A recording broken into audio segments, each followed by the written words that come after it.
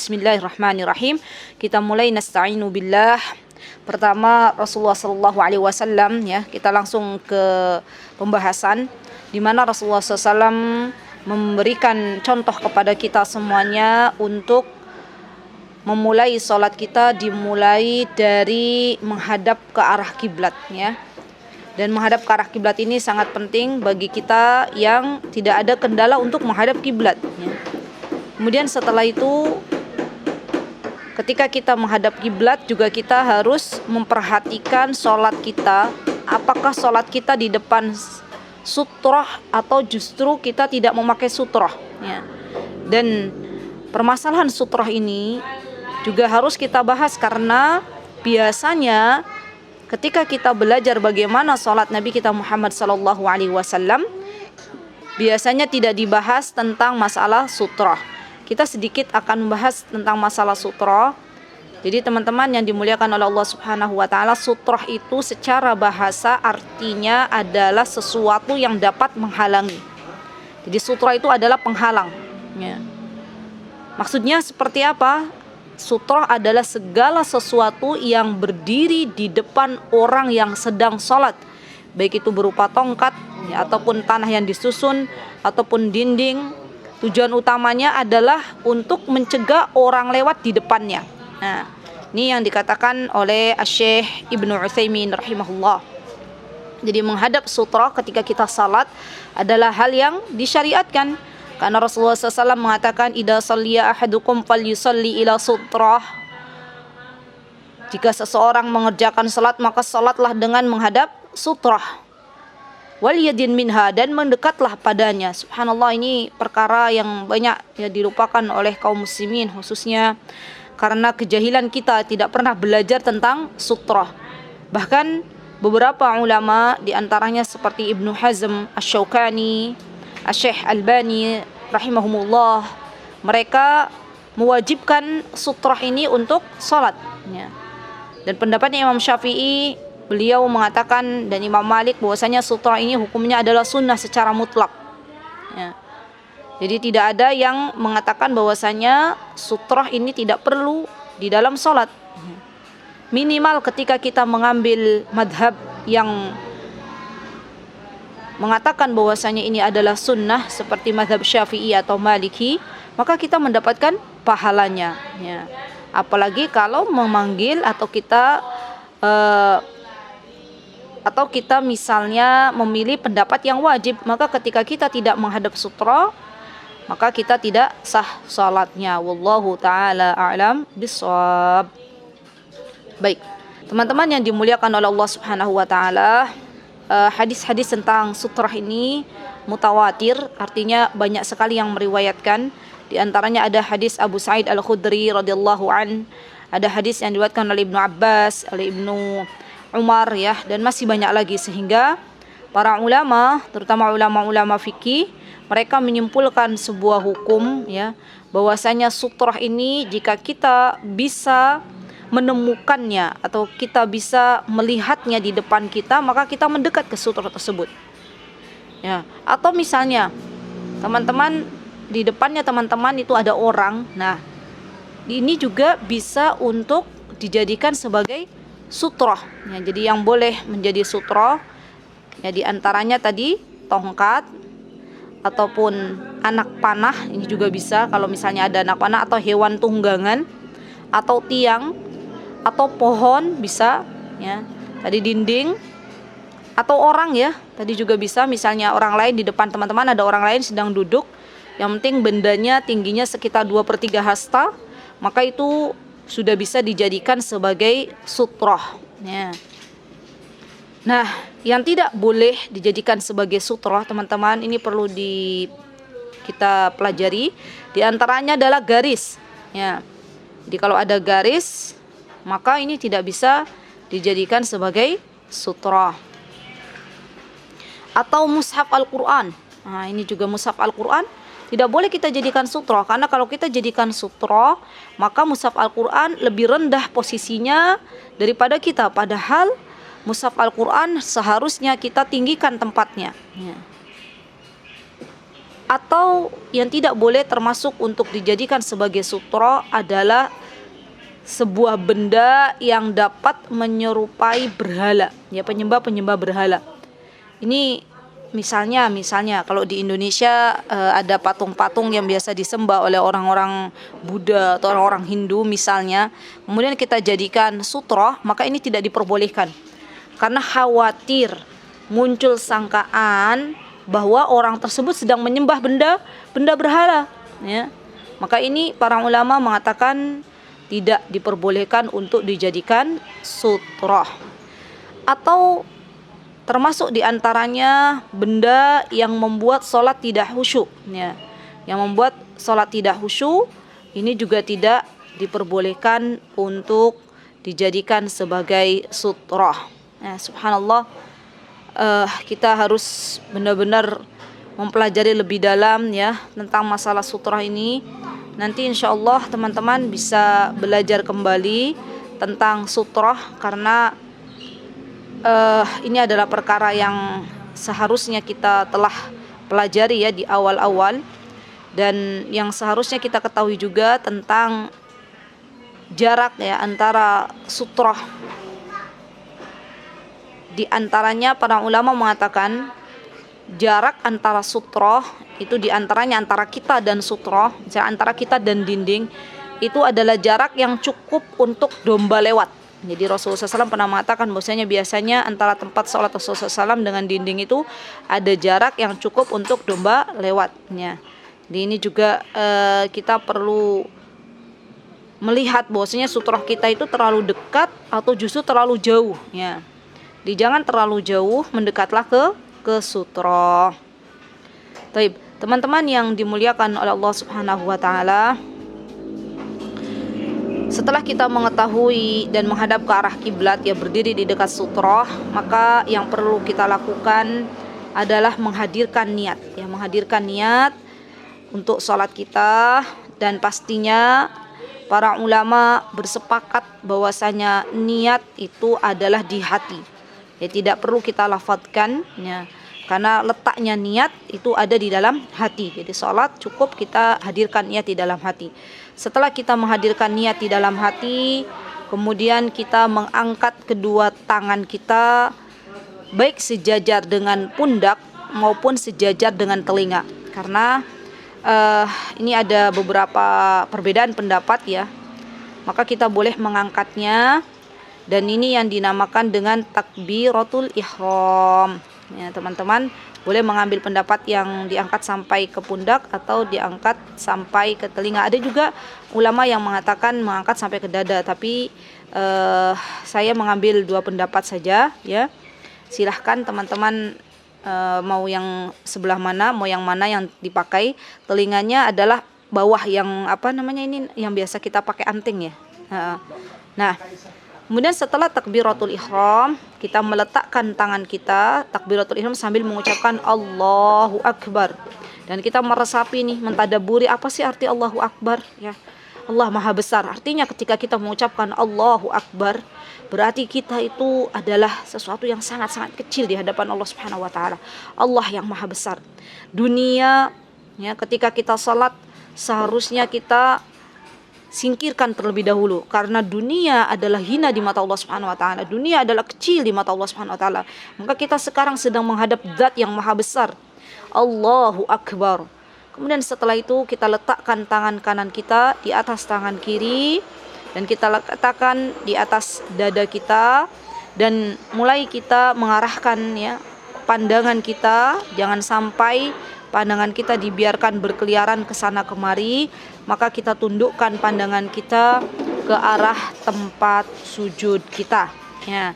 Subhanallah teman-teman, ada beberapa kelompok, ya, yang mengatakan bahwasanya ketika berdiri itu memejamkan mata, tapi ternyata ini adalah sesuatu yang tidak pernah diajarkan oleh Rasulullah SAW. Yang diajarkan oleh Rasulullah SAW adalah pandangan kita itu menuju ke tempat sujud kita, ya. Kemudian setelah kita meletakkan tangan kanan di atas tangan kiri, mulai kita membaca doa istiftah yang diajarkan oleh Nabi kita Muhammad sallallahu alaihi wasallam. Nah, teman-teman yang dimuliakan oleh Allah Subhanahu wa taala, untuk doa istiftah ini nanti teman-teman bisa pelajari lebih dalam ya, karena ada beberapa doa ya, di antaranya teman-teman bisa pakai yang Allahumma ba'id baini wa baina khotoyaya kama ba'adta bainal masyriqi wal maghrib. Ada juga doa iftitah subhanakallahumma bihamdika wa tabarak asmuka wa ta'ala jadduka wa la ilaha ghairuk. Ada juga wajjahtu wajhiya lilladzi fataras samawati wal ardi hanifa wa ma ana minal musyrikin inna salati wa nusuki wa mahyaya wa mamati lillahi rabbil alamin la syarikalah wa bidzalika umirtu wa ana awwalul muslimin Allahumma antal maliku la ilaha illa anta, sampai seterusnya. Jadi teman-teman, kalau ada caranya ya, kalau misalnya memang Rasulullah SAW sudah menjelaskan hadis-hadis ini secara sahih dan itu sampai kepada Rasulullah SAW hadisnya sahih, maka kita boleh dalam perkara doa istiftah ini kita berganti-ganti, tanawwu' ya. Di Syekh Utsaimin mengatakan boleh kita misalnya hari ini kita baca doa istiftahnya misalnya wajjahtu wajhiya lilladzi fataras samawati wal ardh. Kemudian besoknya lagi kita baca subhanakallahumma bihamdika wa tabaraka ismuka wa ta'ala jadduka la ilaha ghairuk, bisa. Kemudian besoknya lagi kita baca Allahumma ba'id baini wa baina khotoyaya. Ini juga diperbolehkan karena semuanya bersumber dari Rasulullah sallallahu alaihi wasallam. Kemudian setelah kita membaca doa istiftah, setelah itu kita berta'awud. Nah, jangan lupa nih teman-teman untuk membaca ta'awud ya, karena syaitanir rajim ini sangat-sangat pintar ketika mengganggu anak Bani Adam ya. Maka tidak heran kalau ada yang ingat sesuatu yang hilang sudah lama, tiba-tiba ingat di waktu salat ya. Pernah kan kejadian misalnya teman-teman ya, atau kita ya, nggak usah teman-teman kita lah ya, misalnya pernah kehilangan sebuah benda di mana sudah dicari ke sana kemari, ternyata ketika sholat baru keingat benda tersebut ya. Ini diantaranya godaan syaitan. Maka hendaklah kita berta'awud. Ta'awud itu adalah ucapan a'udzu billahi minasyaitonir rajim ya. Dan para ulama ya berbeda pendapat dalam membaca ta'awud. Di antaranya ada yang mengatakan ta'awud ini adalah wajib ya ketika sholat, dan ada yang mengatakan ta'awud ini adalah sunnah. Wallahu ta'ala alam bishawab. Tapi yang pasti kalau kita tidak ingin diganggu oleh syaitan, maka ucapkanlah ta'awud, karena ini adalah perkara kita meminta perlindungan kepada Allah Subhanahu wa taala, minta pertolongan kepada Allah Subhanahu wa taala dari godaan syaitan yang terkutuk. Nah, setelah kita membaca ta'awud, teman-teman, kemudian kita membaca basmalah. Bismillahirrahmanirrahim. Basmalah itu adalah bacaan Bismillahirrahmanirrahim. Ya. Nah, ini juga sama ya, ketika kita membaca basmalah, maka hendaklah kita mengucapkannya dengan lirih ya, tidak perlu dikeraskan. Setelah kita baca basmalah, kemudian kita membaca surah Al-Fatihah ya, ayat demi ayat kita resapi, kita kita tadabburi ya makna Al-Fatihah tersebut, sehingga benar-benar ketika kita mengatakan alhamdulillahirabbil alamin ya, kemudian kata Allah Subhanahu wa taala hamidan ya abdi, subhanallah. Ini adalah munajat ya, perbincangan antara hamba dengan Allah Subhanahu wa taala. Dan surah Al-Fatihah ini menjadi rukun di dalam salat kita ya. Karena Rasulullah SAW mengatakan la salata liman lam yaqra bi Fatihatil kitab. Kata Rasulullah SAW, orang yang salat tidak membaca surah Al-Fatihah maka salatnya tidak sah ya, subhanallah. Hati-hati ya kita ketika salat, fokus ya. Karena terkadang syaitan itu juga menggoda. Ketika sholat Allahu Akbar nggak baca Al-Fatihah ya, tiba-tiba baca surat langsung dan ruku ya. Nah, dari itu kita juga harus fokus di dalam sholat, menghadirkan hati kita, menghadirkan jasad kita. Jangan sampai jasadnya ada tapi hatinya entah kemana. Kemudian dalam surah Al-Fatihah juga ketika kita selesai membaca surah Al-Fatihah, maka kita bisa mengucapkan kalimat amin ya. Terutama bagi teman-teman yang sedang sholat dan teman-teman menjadi makmum Karena Rasulullah SAW pernah mengatakan ya, jika imam mengucapkan amin, maka ucapkanlah amin. Karena barang siapa ucapan aminnya bertepatan dengan aminnya malaikat, subhanallah, maka dosa-dosanya yang telah lalu akan diampuni. Subhanallah, Allahu Akbar ya.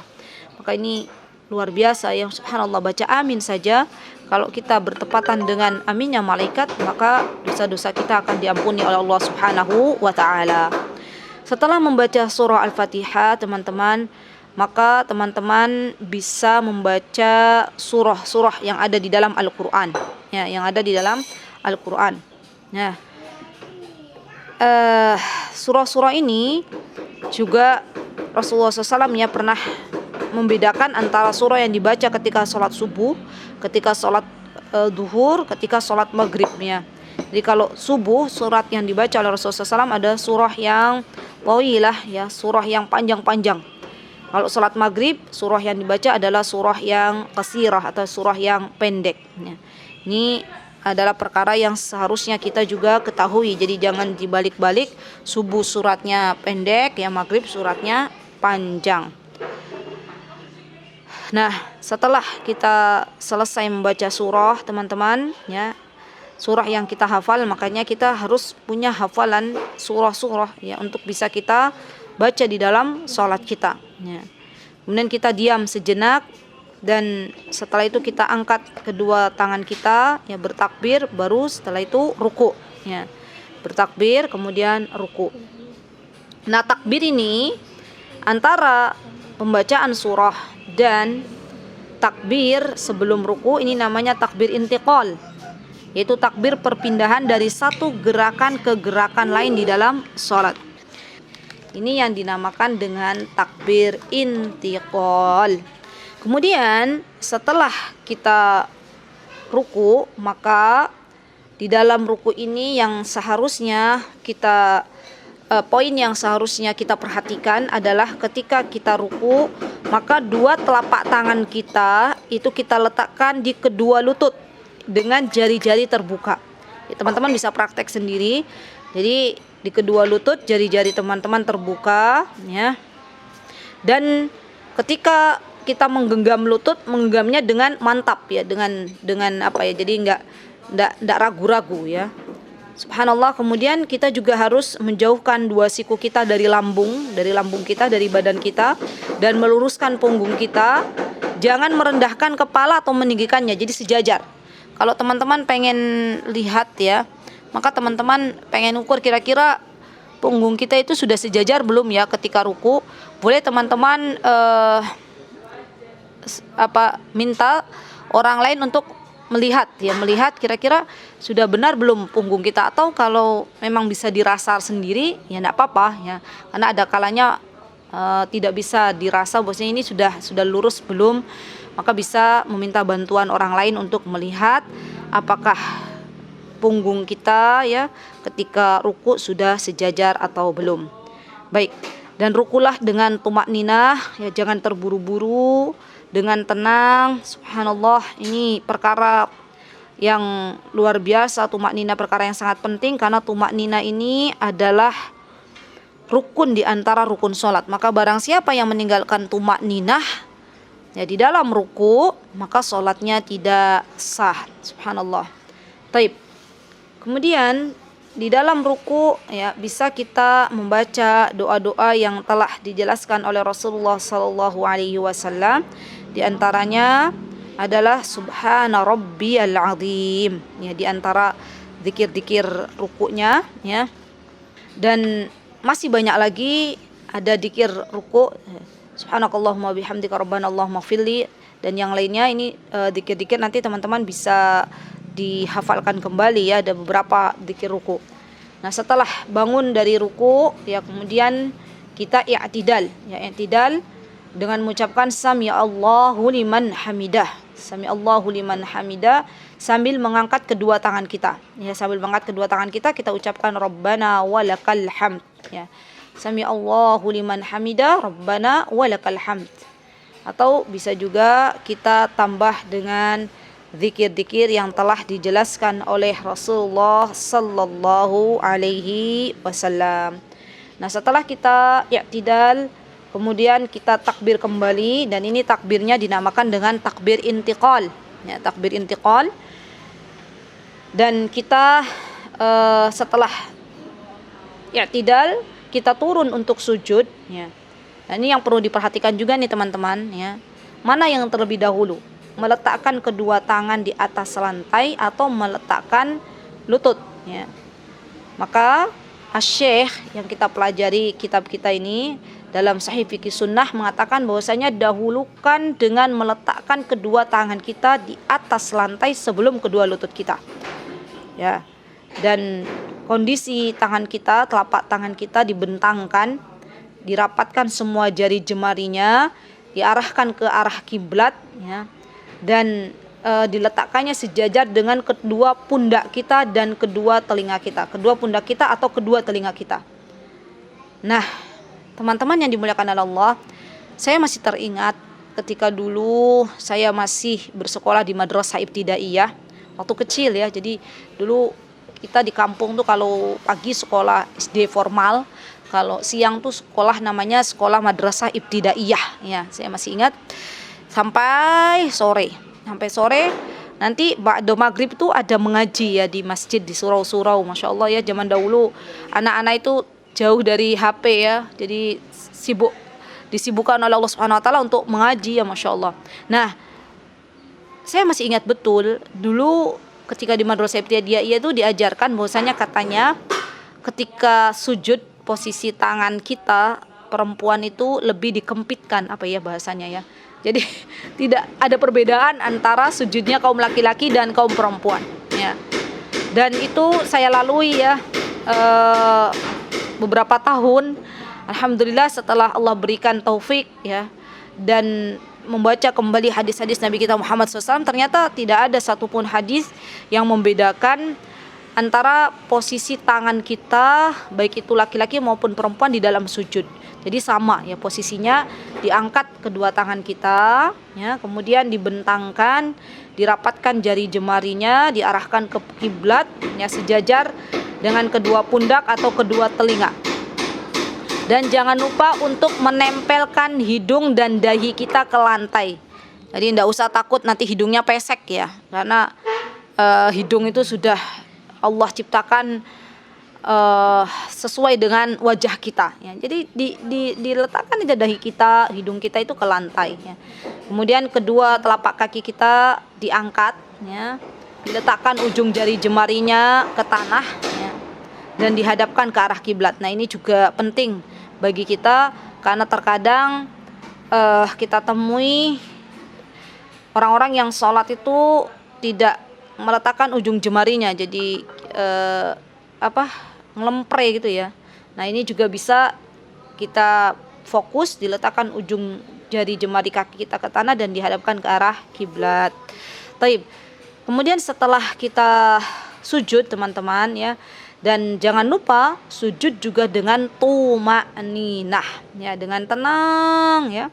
Subhanallah. Bahkan kalau bisa diperpanjang sujudnya, ya. Karena sujud ini adalah sesuatu yang sangat Allah cintai, ya. Kemudian kita membaca zikir, di antara zikirnya nanti teman-teman bisa belajar kembali zikir-zikir yang lain. Saya menyebutkan satu saja, Subhana Rabbiyal A'la, ya, Subhana Rabbiyal A'la 3 kali. Sebagian ulama mengatakan, teman-teman, bahwasanya di dalam sujud ini kita tidak diperbolehkan membaca Al-Quran, ya. Akan tetapi perbanyaklah doa. Berarti kalau demikian doa yang kita panjatkan di hadapan Allah Subhanahu Wa Taala ini doa-doa yang bukan berasal dari Al-Quran, ya. Kemudian teman-teman yang dimuliakan Allah Subhanahu Wa Taala, setelah kita sujud kemudian kita angkat kepala kita sambil bertakbir, ya. Kemudian setelah bertakbir kita duduk, dan ini yang dinamakan dengan duduk di antara dua sujud, ya, duduk di antara dua sujud, ya. Dibentangkan kaki kiri dan duduklah di atasnya, kaki kanan ditegakkan dan hadapkan jari jemari kaki kanan kita ke arah kiblatnya. Kemudian kita membaca Allahumma ghfirli warhamni wajburni warfa'ni wahdini wa'afini warzuqni. Subhanallah teman-teman, doa di antara dua sujud ini doa yang kita minta kepada Allah Subhanahu wa taala kalau kita paham maknanya dengan banyak permintaan. Coba kita kita sekilas kita pelajari sedikit. Allahumma gfirli. Kita memohon kepada Allah agar Allah memberikan ampunan kepada kita. Warhamni. Kita memohon kepada Allah agar Allah menyayangi kita. Wajburni, ya. Kita memohon kepada Allah Subhanahu wa taala di dalam doa sebentar, saya belum mengajarkan yang i'tidal ya. Terlewat. Ngapunten, afwan. Baik, terlupa ya. Untuk i'tidal itu teman-teman, di antara zikir yang teman-teman pakai, di antaranya adalah mil'us samawati wa mil'ul ardi wa ma bainahuma wa mil'u ma syi'ta min syai'in ba'd, ya. Ahlus sana'i wal majdi, atau teman-teman bisa pakai zikir i'tidal yang lainnya. Baik. Kemudian kita lanjut di doa di antara dua sujud. Allahumma gfirli, ya Allah ampunilah aku, warhamni, rahmatilah aku, sayangilah aku, subhanallah. Wajburni, kita minta kecukupan kepada Allah Subhanahu wa taala.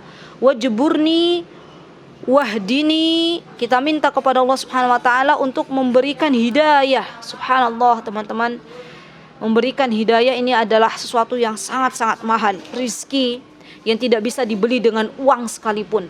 Maka kita mohon benar-benar kepada Allah Subhanahu wa taala dengan kehusyuan di salat kita, mengatakan wahdini, subhanallah. Kemudian kita doa juga wa'afini. Wa'afini ini adalah kita memohon kesehatan kepada Allah, al-afiyah, keselamatan. Warzuqni, dan kita mohon kepada Allah Subhanahu wa taala agar Allah memberikan rizki kepada kita. Subhanallah, ini doa yang luar biasa. Dalam sekali duduk kita minta kepada Allah Subhanahu wa taala 1, 2, 3, 4, 5, 6, 7, ya, 7 perkara. Masya Allah, ya.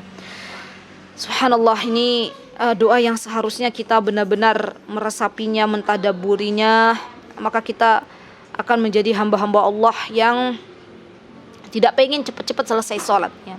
Karena doa-doa yang kita panjatkan di hadapan Allah Subhanahu wa taala.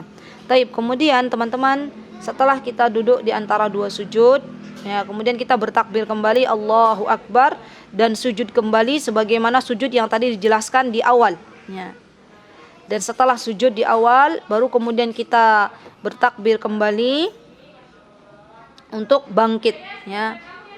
Untuk bangkit pada rakaat yang selanjutnya. Nah, setelah kita di rakaat yang kedua, maka ada yang namanya duduk tasyahud, ya. Duduk tasyahud ini dinamakan atau sama dengan posisinya dengan duduk ketika kita duduk di antara dua sujud, ya. Duduk di antara dua sujud. Nah, dan kita bisa membaca tahiyat, ya. Dan ini juga teman-teman harus belajar kembali, ya, tentang doa tahiyat ini, karena doa tahiyat ini kita akan bisa mendalami doa tahiyat ini kalau kita paham maknanya. Di antaranya Rasulullah SAW pernah mengajarkan at-tahiyatu lillah, ya, was-salawat wat-thayyibat. Assalamu alayka ayyuhan nabiy wa rahmatullahi wa barakatuh. Assalamu alayna wa ala ibadillahi salihin. Asyhadu an la ilaha illallah wa asyhadu anna Muhammadan abduhu wa rasuluh. Nah, teman-teman bisa baca tahiyat ini, ya. Kemudian teman-teman lanjut lagi, kalau sholatnya sholat maghrib maka naik lagi untuk rakaat yang ketiga. Baru setelah itu teman-teman seperti yang pertama tadi, ya, teman-teman sujud seperti yang pertama tadi, i'tidal seperti yang pertama tadi. Kemudian setelah itu duduk di rakaat yang ketiga dan kita bertemu dengan tasyahud akhir, ya. Nah, teman-teman yang dimuliakan oleh Allah Subhanahu wa taala, setelah kita tahu bahwasanya kita sudah sujud, ya, di sujud tahiyat akhir, baru kemudian kita salam. Nah, teman-teman yang dimuliakan oleh Allah Subhanahu wa taala, untuk tasyahud ini ada perbedaan pendapat ya. Ada yang mengatakan tasyahud awal itu sampai wa asyhadu anna Muhammadan abduhu wa rasuluh. Ada yang mengatakan sama dengan tasyahud akhir sampai innaka hamidum majid ya. Jadi nanti teman-teman bisa membaca ditambah dengan Allahumma salli ala Muhammad wa ala ali Muhammad kama sallaita ala Ibrahim innaka hamidum majid. Allahumma barik ala Muhammad wa ala ali Muhammad kama barakta ala Ibrahim wa ala ali Ibrahim innaka hamidum majid. Ini adalah yang lengkap ya. Teman-teman boleh baca. Kemudian oh iya, sebelum salam kita ada doa ya, doa yang seharusnya kita juga menghafalkannya, karena doa ini adalah doa meminta perlindungan kepada Allah Subhanahu wa taala ya, agar kita dijauhkan dari fitnah ya, fitnah kehidupan ini, dari adab jahanam. Dan teman-teman juga bisa berdoa setelah tasyahud akhir ini, memperbanyak doa kembali ya, karena ada di antara yang dibaca oleh Rasulullah SAW baina antara setelah tasyahud akhir dengan salam, beliau di antara doanya beliau juga baca Allahumma inni dhalamtu nafsi dhulman katsiran wa la yaghfiru dzunuba illa anta faghfir li maghfiratan min 'indik warhamni innaka antal ghafurur rahim. Atau Rasulullah SAW baca Allahumma ghfirli ma qaddamtu wa ma akhartu wa ma asrartu ya, wa ma a'lantu wa ma asraftu wa ma anta a'lamu bihi minni antal muqaddim wa antal muakhir la ilaha illa ant. Dan juga doa Allahumma inni a'udzubika min adzabi jahannam wa min adzabil qabr wa min fitnatil mahya wal mamati wa min syarri fitnatil masiihid dajjal. Nah, doa-doa ini dibaca oleh teman-teman ya sebelum salam, baru kemudian teman-teman bisa mengucapkan salam ya, 2 kali salam dalam salat. Salam pertama itu merupakan bagian dari rukun, dan salam kedua adalah sunnah ya, dan ini dijelaskan oleh Rasulullah sallallahu alaihi wasallam.